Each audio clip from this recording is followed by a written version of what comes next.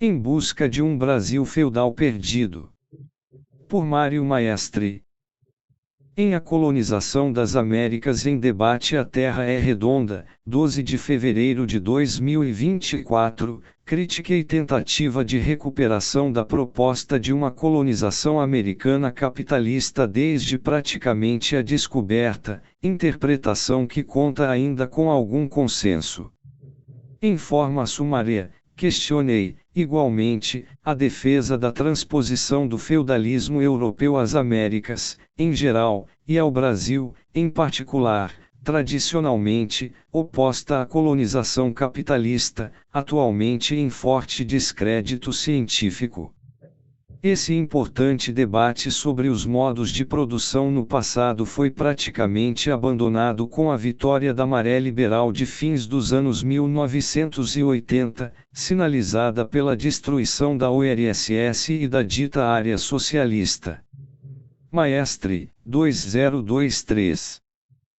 Em A Formação Histórica Brasileira em Debate A Terra é Redonda, 7 de março de 2024, José Ricardo Figueiredo impugnou a minha crítica, que propôs como revisionista, empreendendo defesa da tese do passado feudal do Brasil, com resquícios feudais nas décadas posteriores à de 1888 a 1889, segundo ele do ponto de vista do marxismo ortodoxo, que propôs representar.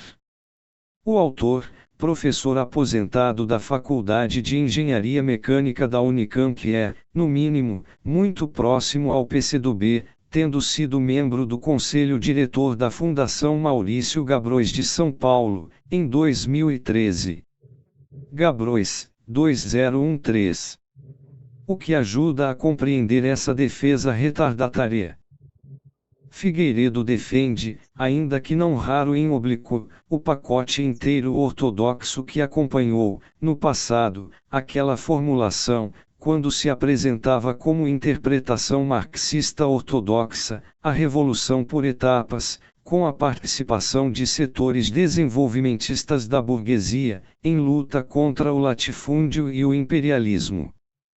Programa colaboracionista explicado como devido, segundo ele, a uma proposta fragilidade das organizações populares, no Brasil, país de baixo desenvolvimento industrial e com a dominação coronelista do campesinato, antes de 1964. Sugere, assim, o acerto da defesa de reforma agrária, para o desenvolvimento nacional, associada à luta anti-imperialista, sem luta pelo socialismo. Ou seja, nos marcos da ordem burguesa e capitalista. Programa então defendido, sem maiores variações, pelo PCB e o PCdoB, que levou ao desastre de 1964. Derrota, sem resistência, de sequelas históricas para a revolução no Brasil e mundial, em um momento em que o mundo do trabalho conhecia um movimento ascendente iniciado nos anos 1950. Fracasso histórico que pagamos até hoje. Maestri, 2019. Colagem pragmática.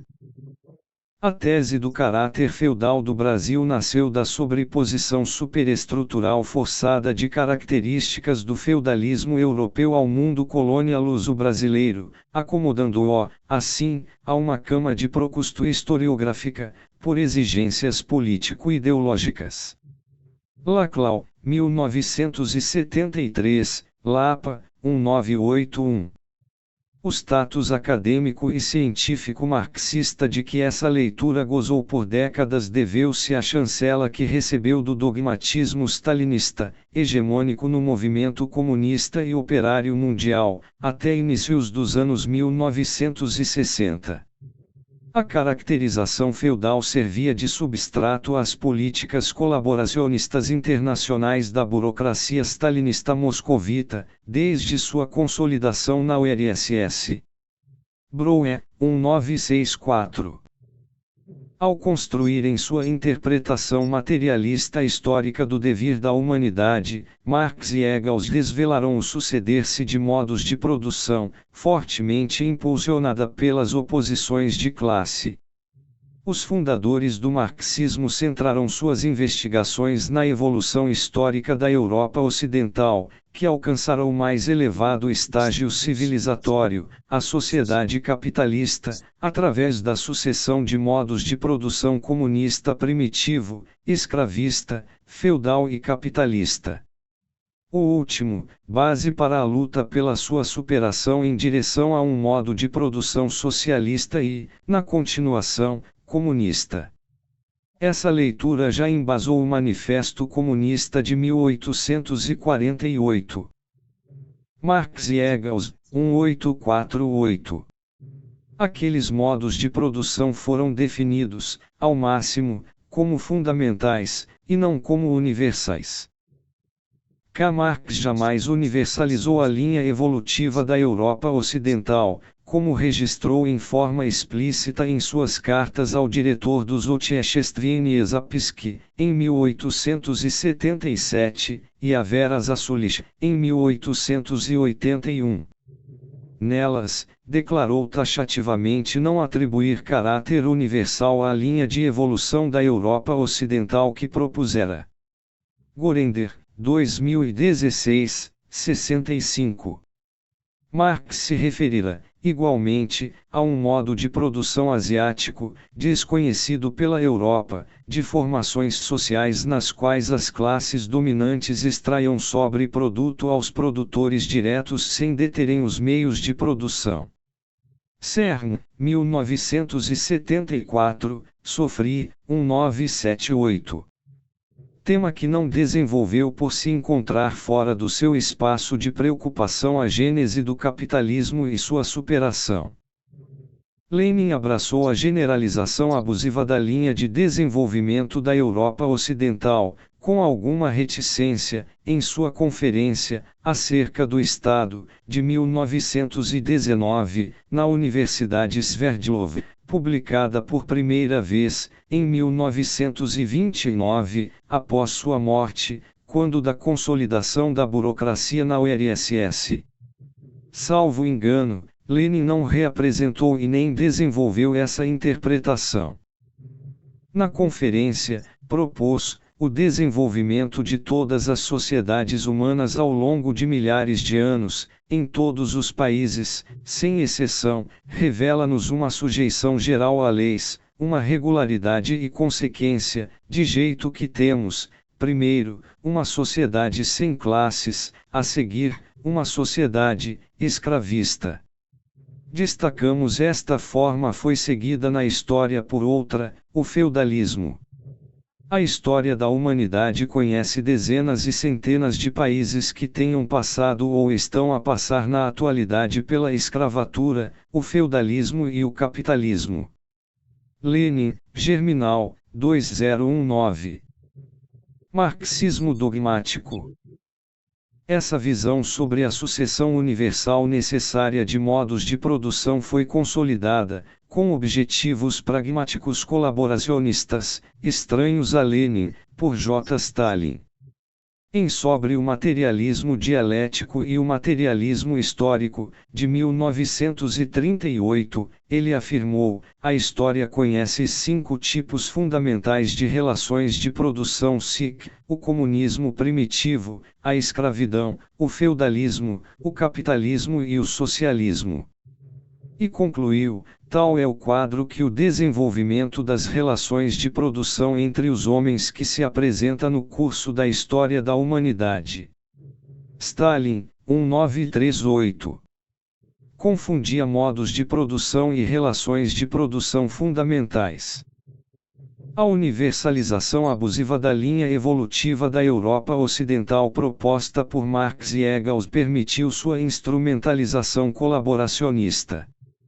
Definiu-se que todos os países de capitalismo atrasado, semicoloniais e coloniais, que conheceriam instituições do tipo feudal deviam impor ordem capitalista madura, antes de avançar a luta pelo socialismo. E a consolidação do capitalismo se daria em aliança e, mesmo, sob a direção de burguesias definidas como progressistas, desenvolvimentistas, etc., pretensamente interessadas em avançar a maturação da ordem burguesa, em aliança com os trabalhadores. O Brasil se encontraria nesse caso. Prestes, 2015. A essa visão se opunha a defesa da realização das tarefas democrático-burguesas em associação com as socialistas, como ocorrera em 1917 Revolução Permanente. O abandono da luta pela Revolução Socialista Mundial, principal bandeira da Terceira Internacional, quando de sua fundação e durante seus primeiros anos, deveu-se à imposição da proposta de construção isolada do socialismo na URSS. A desarticulação da Revolução Socialista Mundial facilitaria que a burocracia soviética, interessada em consolidar e gozar de seus privilégios, estabelecesse relações não conflitiva e de colaboração com governos burgueses, oligárquicos, etc. Mesmo quando a Terceira Internacional radicalizava suas políticas, elas comportavam, sempre, a aliança com as classes burguesas progressistas, como em 1935, quando da quartelada da Aliança Nacional Libertadora. Frank, 1979, Prestes, 2015. Um Brasil com nobres e servos.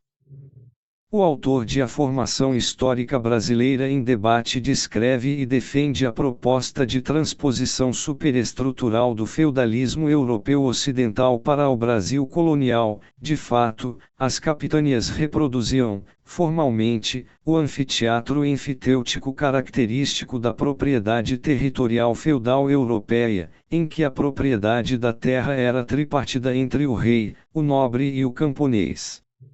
No Brasil, segundo ele, os donatários recebiam, sobretudo em retribuição a feitos militares, grandes feudos, devendo compromissos econômicos e políticos ao rei. A seguir, eles distribuiriam sesmarias de terra a quem tivesse recursos para explorá-las, financiando as benfeitorias e, sobretudo, adquirindo e explorando escravos. Em seu artigo, Figueiredo concorda comigo na crítica à proposta de uma colonização capitalista desde a origem dos tempos coloniais.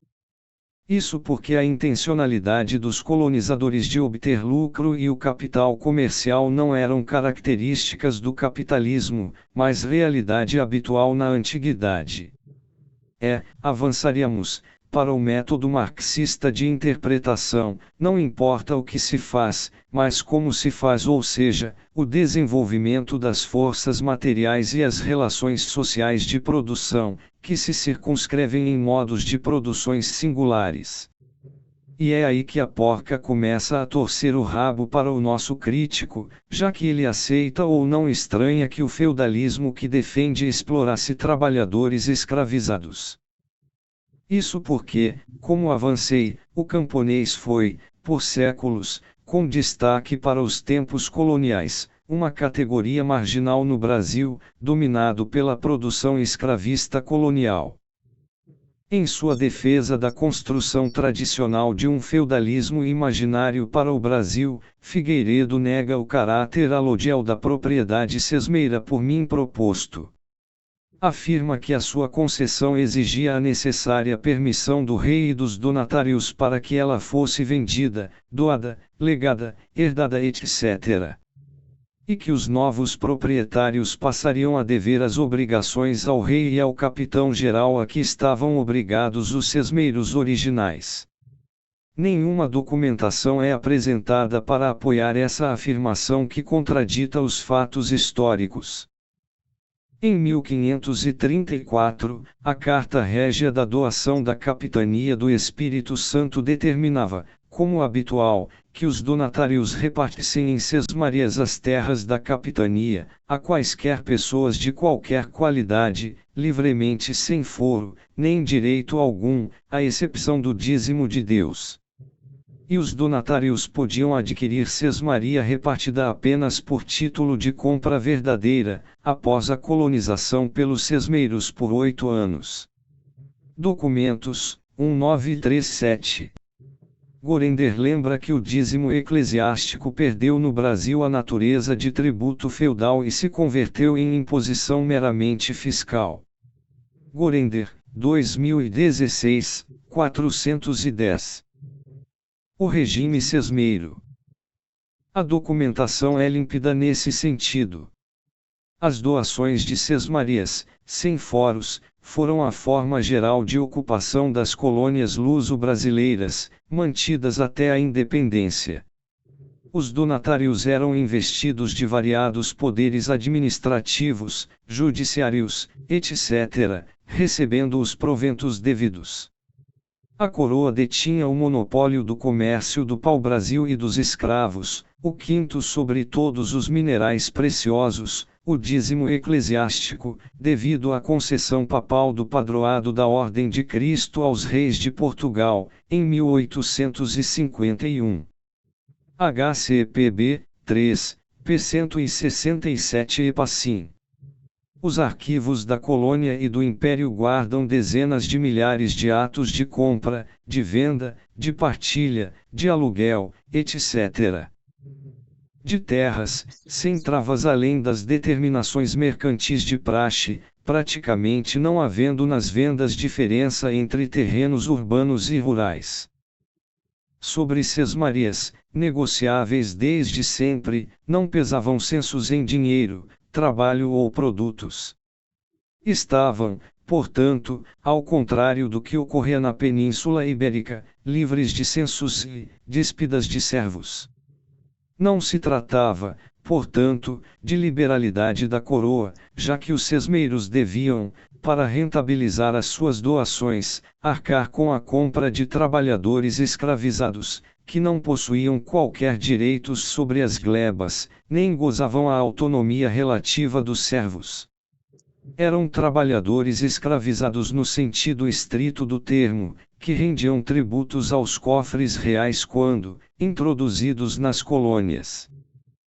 Nada, mas nada mesmo, sugere uma ordem feudal, ao se apreender a antiga formação social do Brasil nas suas determinações essenciais a partir da documentação disponível.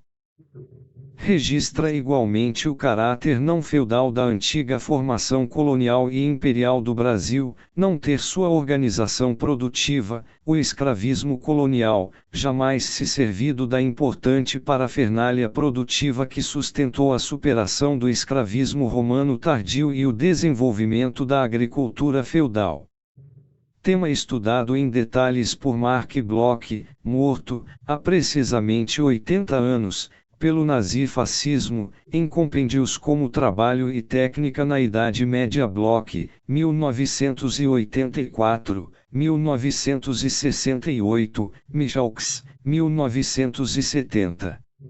Nem mesmo os arados rústicos do escravismo romano tardio aguentavam os maltratos do trabalhador escravizado colonial.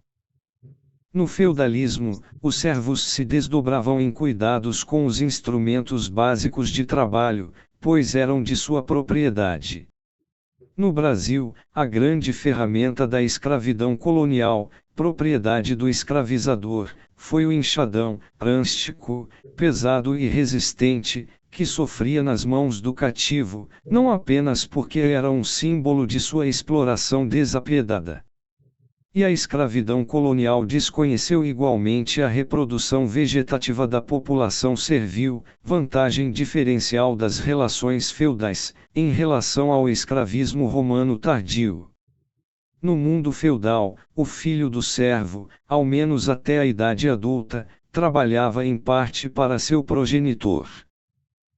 Doques, 1979, Bloch, 1968. Na escravidão colonial, o filho do escravizado era propriedade do escravizador, assim como toda a sua produção, sendo a reprodução da população feitorizada garantida pelo tráfico transatlântico, até 1850, e pelo interprovincial, até inícios dos anos 1880. Conrad, 1975, 1985. Modos escravistas de produção. Figueiredo propõe que, para Gorender, o escravismo antigo seria principalmente patriarcal, ou seja, destinado ao serviço da família, enquanto o escravismo moderno seria principalmente mercantil, destinado ao mercado. E agrega que o marxista baiano, reconhecendo a existência de escravidão patriarcal modernamente, e de escravidão mercantil na antiguidade, ambas em formas subordinadas, da diferença quantitativa deduz arbitrariamente uma diferença qualitativa, um novo modo de produção. Para o defensor de um passado brasileiro feudal, não haveria diferença entre a escravidão romana e a colonial, sendo a segunda um renascimento da primeira, 1000 anos após crise como forma de produção dominante. Jacob Gorender desenvolveu boa parte de sua monumental investigação na clandestinidade, na prisão e, em liberdade, sempre, sob condições precárias de trabalho intelectual. Jamais gozou das benesses acadêmicas. Foi obrigado a um enorme esforço para manter atualizado seu amplíssimo conhecimento empírico e teórico sobre as ciências sociais. Por falta de tempo e condições, jamais empreendeu um estudo detalhado da escravidão no Baixo Império Romano, tendo tardiamente entrado em conhecimento com a historiografia italiana sobre a escravidão clássica e as traduções ao italiano de obras magníficas de historiadores soviéticos. Molovist, 1991, Kuzicin, 1984, Steiermann, e Trofimova, 1975. Em O Escravismo Colonial, Jacob Gorender se refere, em passant, à proposta de E.M. Steiermann da existência de escravismo com relações mercantis ampliadas, distinto do patriarcal dos primeiros tempos de Roma. Sobre a questão, propôs em forma não peremptória: penso que, em ambos os casos, tratou-se de escravismo patriarcal, ainda que em diferentes graus de desenvolvimento. A influência das relações mercantis, mesmo no ápice de sua ramificação, nunca chegou a ser decisiva, a ponto de eliminar a prevalência da economia natural. Gorender, 2016. A última afirmação contradiz a realidade histórica.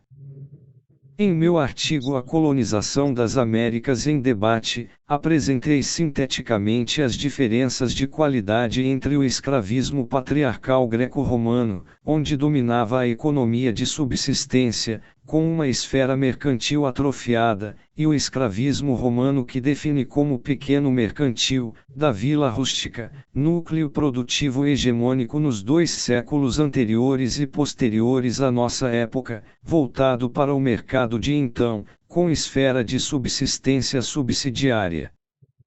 Maestre, 1986, Carandini, 1979, Catoni, 2015, Columella, 1977. A grande diferença entre o escravismo pequeno mercantil, romano, e o escravismo colonial, americano, deveu-se à extrapolação da orientação mercantil do último, com todas as consequências decorrentes, no contexto da primeira expansão do mercado mundial. Fracasso romano do grande escravismo mercantil. Apesar de tropeçar na universalização do domínio do modo de produção escravista patriarcal na antiguidade, o que o comunista baiano defendeu e descreveu foi precisamente a superação quantitativa do escravismo dito clássico, pelo colonial, que, conhecendo o salto de qualidade, nos tempos modernos, ensejou um modo de produção historicamente novo, apesar das identidades gerais entre as formas de produção escravista. Em verdade, o escravismo pequeno mercantil, da vila rústica, por séculos forma de produção dominante, se mostrou historicamente incapaz de se transformar, no Império Romano tardio, em grande escravismo mercantil. Salto de qualidade que foi ensaiado e fracassou sobretudo na produção tritícola siciliana. Cicote 1977. Ao contrário do que Figueiredo sugere, Jacó Gorender sempre defendeu que na antiga formação social do Brasil existiria, como modo produção dominante, o escravista colonial, subsistindo igualmente outros modos e formas de produção subordinados, entre eles, uma muito restrita produção camponesa. Produção colonial camponesa que conheceu núcleos dinâmicos sobretudo no sul do Brasil, com a chegada de camponeses sem terra de língua alemã e italiana sobretudo a partir dos anos 1820. Wiederspann, 1979, Roche, 1969, Maestre, 2000. Antes da abolição da escravatura e dissolução do modo de produção escravista colonial, dominante praticamente de 1530 a 1888, subsistiram no Brasil relações servis diversas, ao lado da escravidão, servidão plena. Formas de servidão múltiplas que assumiram maior importância com a crise e dissolução do escravismo colonial, como no caso dos ditos filhos de criação. Dalla Vecchia, 2001. Elas se basearam na coesão econômica, ideológica, física, etc., sem serem heranças ou resquícios de feudalismo inexistente. Karl Marx lembrava que acontecimentos notavelmente análogos, que, no entanto, ocorrem em meios históricos diferentes, conduzem a resultados totalmente distintos. Apud Gorender, 2016, 65. A adjetivação do novo modo de produção escravista não nasceu do caráter colonial do Brasil pré-1808, mas devido à sua gênese supor o nascimento e desenvolvimento do mercado internacional, o que a designação colonial circunscreve seu caráter econômico e não político. A bem da verdade, o escravismo no Brasil alcançou verdadeiro ímpeto após a independência, quando o Império do Brasil assumiu status semicolonial. E a descrição essencial do modo de produção escravista colonial, no Tratado de J. Gorender, deu-se a nível de seu desenvolvimento das forças produtivas materiais e das relações sociais de produção, tidos como os elementos determinantes das estruturas jurídicas, políticas, institucionais, ideológicas, etc. decorrentes. Escravidão pastoril. Que formas de relação de produção semi-servis como o cambão, a meação, a parceria etc. seriam escravistas para Jacó Gorender é uma proposta totalmente nova. Ficamos, portanto, esperando que Figueiredo cite onde e quando o marxista baiano fez semelhante afirmação desatinada. Nesse caso, com em geral, Figueiredo não apresenta as referências do que propõe, o que seria de rigor e enriqueceria a discussão. Em verdade, falta ao autor uma maior intimidade com a literatura histórica sobre a escravidão, sobre a qual se pronuncia em forma peremptória. Realidade registrada na sua abordagem aproximativa da escravidão greco-romana patriarcal e mercantil, o que é de certa forma compreensível e desculpável. Mais problemático para nossa discussão é seu desconhecimento sobre uma historiografia sobre o escravismo colonial já velha de mais de décadas, que uma leitura atenta do escravismo colonial poderia mitigar. realidade materializada na sua afirmação que, no Sul, as relações de trabalho no pastoreio não eram escravistas, a escravidão só foi introduzida na produção do charque para comércio. O Rio Grande do Sul foi uma das principais capitanias e, sobretudo, províncias escravistas, o que foi devido sobretudo a uma produção pastoril apoiada em forma dominante na escravidão, através da exploração do cativo campeiro. Sobre o escravismo pastoril sul-riograndense, dominante, além de uma volumosa documentação primária editada, contamos com uma significativa quantidade de estudos científicos cabais sobre a questão, como, entre tantos outros, os de Beatriz Eifert, Eduardo Palermo, Eusébio Assumpção, Helen Osório, Luiz Farinati, Paulo Xavier, Paulo Zart, Setembrino Dal Bosco. E o fenômeno da escravidão no pastoreio não se restringe ao extremo sul, estendendo-se a Santa Catarina e ao Paraná, como registraram os estudos de, entre outros, Fabiano Teixeira dos Santos e de José Lúcio da Silva Machado. Coordenei investigação financiada pelo CNPq sobre a produção escravista no pastoreiro, centrada no Rio Grande do Sul, no Piauí e no Mato Grosso, publicada em 3 volumes. Maestre, Lima, Brasil, 2008-2010.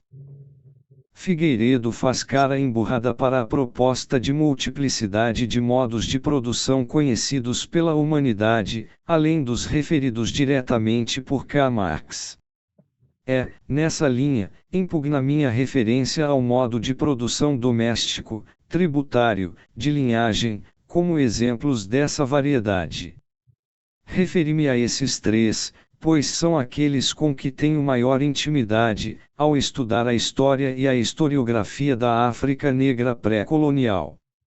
Não podemos, definitivamente, aproximar a produção doméstica aldeã africana, sustentada por uma horticultura e agricultura servindo-se de ferramentas de ferro, ao comunismo primitivo de Marx e Engels, elaboração dependente do reduzido material empírico com que contavam, em meados do século XIX. Maestre, 1988. Campo de estudos a ser explorado. Diferenciei a proposta de modo de produção doméstico do de linhagem, devido à ênfase de alguns africanistas na proposta da definição sobre as relações de produção a partir dos laços classificatórios de parentesco, visão que não acompanho, mas que levanta questões importantes. Vancina, 1980. É também impossível aproximar os imponentes Reino de Ghana, Império de Mali, Império de Songhai, etc. às federações de aldeias cheferias, baseadas na produção doméstica. Lovejoy, 1983, Meula Souche, 1975, 1977, 1995, Merzikot Pitot, 1977, Miller, 1995, Maestre, 1988. Salvo engano meu, não temos, ainda, estudos do modo de produção das comunidades tupi-guaranis, objeto, até agora, sobretudo de estudos antropológicos e arqueológicos. A simples definição como formações tributárias das sociedades pré-colombianas da África do Sul, Central e do Norte é simplificação empobrecedora, que exige um melhor detalhamento. Murra, 1980, Soriano, 1981. O mesmo podemos dizer das diversas modalidades de repartimentos e, sobretudo, encomendas, que deram origem, em alguns casos, a formações sociais substancialmente diversas, como no caso da República do Paraguai. Maestre, 2015. Para não falar que as encomendas Mitaia e Anacona, também definidas abusivamente como organizações feudais, conheceram relações de produção diversas, sob a cobertura da mesma submissão ao encomendeiro. Autores se referem a um modo de produção gaúcho, pequeno camponês colonial, quilombola, etc. Para não falar de formações asiáticas, pouco conhecidas entre nós. Realidades que apenas começavam a ser abordadas quando da crise dos estudos marxistas, no contexto da vitória histórica da contra-revolução assinalada. CERN, 1974, sofri, 1978. Jamais houve, como propõe o autor, uma abolição literária da tese do feudalismo brasileiro e americano. Houve, sim, a consciência crescente do caráter ideológico dessas propostas, sustentada por décadas por um marxismo castrado pela ditadura stalinista, como visto, que entrou em crise estrutural, com a dissolução da URSS. Uma proposta que, ao bem da verdade, correspondia, igualmente, aos impulsos colaboracionistas de facções sociais pequeno-burguesas, burguesas e mesmo de segmentos da aristocracia operária e burocracia sindical, mais inclinados à acomodação do que ao confronto social.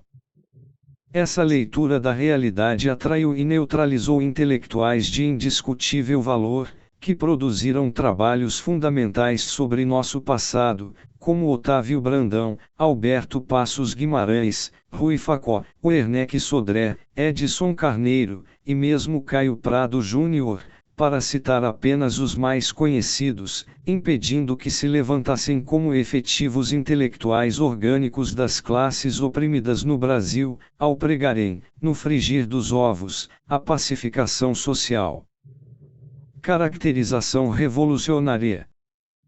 Jacó Gorender e Ciro Flammarion não inventaram um escravismo colonial, por um ato de vontade ou exibicionismo.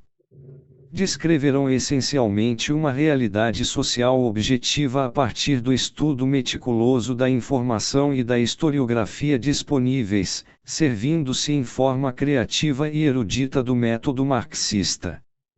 A definição do caráter escravista colonial da antiga formação social brasileira alicerçou a possibilidade de desenvolver, sobre bases sólidas, a discussão do passado e do presente do Brasil e colocou o mundo do trabalho, os trabalhadores escravizados, no âmago da dinâmica de nossa formação social. Até então, em geral, se escavacava o passado do Brasil colonial e imperial à procura da resistência de um campesinato quase inexistente, desconhecendo-se a diuturna luta do trabalhador feitorizado. Aquela definição avançou, portanto, em forma substancial o conhecimento de nossa realidade, emperrado pela falsa disjuntiva feudalismo versus capitalismo. Caminho que Figueiredo se nega a empreender em seu presente artigo. Sua visão dos modos de produção, ignorando a realidade histórica, social e econômica objetiva, assume um viés escolástico, que confunde com a ortodoxia marxista. Ele conclui sua crítica divulgando sua publicação, nas suas palavras, construída com uma compilação de citações de autores, por ele escolhidos, que se pronunciaram sobre a realidade brasileira, comentadas em forma mais ou menos ampla. Uma aproximação ao passado histórico através de textos sacralizados, certamente de utilidade e interesses, desde que seja complementada por um estudo sistemático da documentação coeva e dos avanços da historiografia. Tudo submetido a uma aplicação cuidadosa do método marxista, ao menos para aqueles que se reivindicam do materialismo histórico, como Figueiredo e eu. Já encomendei o trabalho do colega, pois não o conhecia. Em nota conclusiva, Figueiredo assinala orgulhoso que não citou em seu artigo a José Stalin, grande responsável pela proposta mecanicista dos 5 estágios necessários e da revolução por etapas, aliada à burguesia, como vimos. E esclarece que não o fez por desqualificá-lo.